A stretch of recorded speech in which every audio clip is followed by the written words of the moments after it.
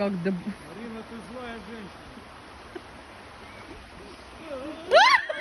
Папа, ёба, Сука! Я заново не пойду, блядь!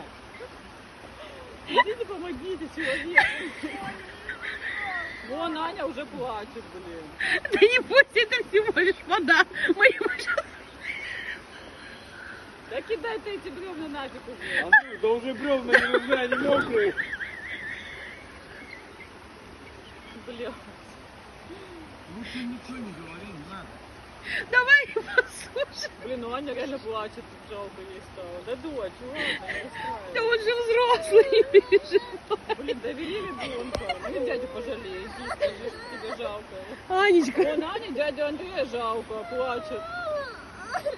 Правильно. Дочь, да ладно, Саня всё- тоже с должен ним же был все плакать. хорошо. Андрюха, Дочь.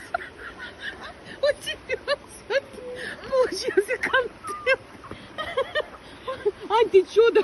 Он же никуда не в лаву Анечка, упал. не плакай. И ему приятно. Не плакай, милая. Все хорошо.